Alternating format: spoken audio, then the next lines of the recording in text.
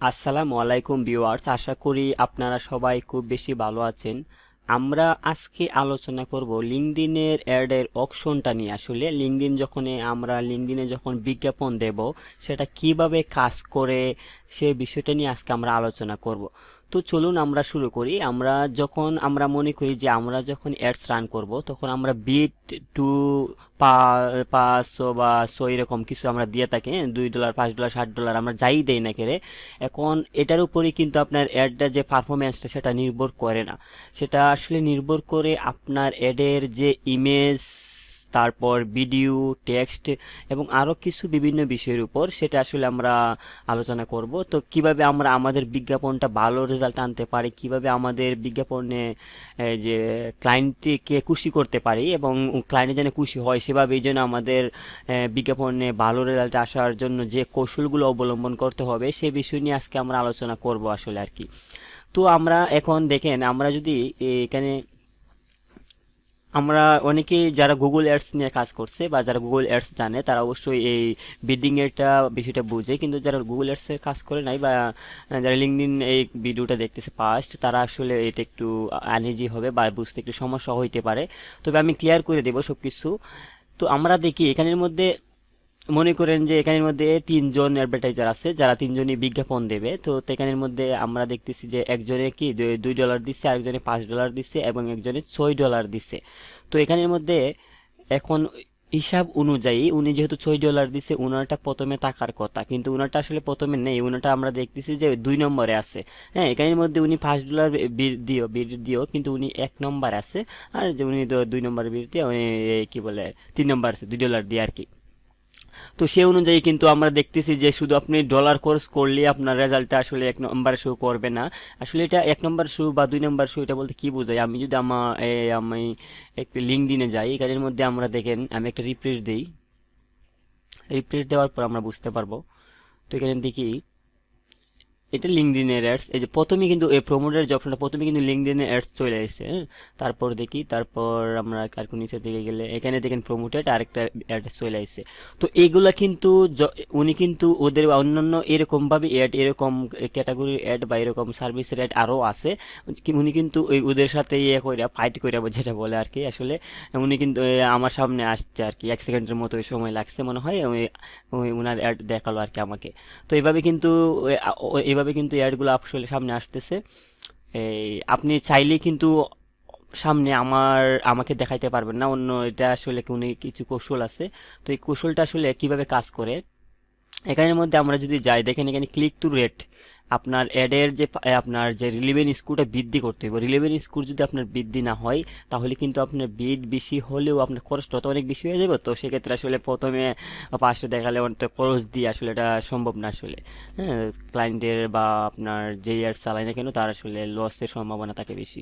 তো এই জন্য আমাদের অ্যাডসের যে পারফরমেন্সটা ভালো করার জন্য বা রিলেভেন্ট স্কোরটা আমাদের বৃদ্ধি করার জন্য এটা অবশ্যই আপনাদের খেয়াল রাখতে হবে যে কিভাবে আসলে রিলেভেন্ট স্কোরটা বৃদ্ধি হয়। ক্লিক টু রেট, আসলে ক্লিক টু রেট বলতে যা বোঝায় যে আপনার অ্যাডসটা যখন আপনি রান করবেন তখন কতজনে আপনার অ্যাডসের মধ্যে ক্লিক করতেছে বা কতজনে আপনার ইমপ্রেশন করতেছে, ইমপ্রেশন অনুযায়ী ক্লিক কেমন, কমেন্ট কেমন।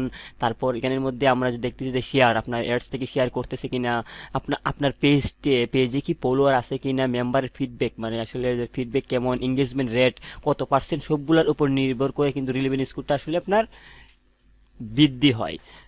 তো সেক্ষেত্রে আপনার অবশ্যই আপনার যে ইমেজ বা ভিডিও দিবেন সেটা অবশ্যই ভালো কোয়ালিটির করবেন এবং তার পাশাপাশি আপনার টেক্সট বা কন্টেন্ট সেগুলো যেন আকর্ষণীয় হয় সেদিকে আপনারা খেয়াল রাখবেন। এগুলো যদি আপনারা সব কিছু ঠিকভাবে দেন তাহলে কিন্তু আপনার রিলেভেন্ট স্কোর বৃদ্ধি পাবে, আর রিলেভেন্ট স্কোর যদি বৃদ্ধি পায় তাহলে আপনার অ্যাডের পারফরমেন্সটা খুব বেশি ভালো হয়।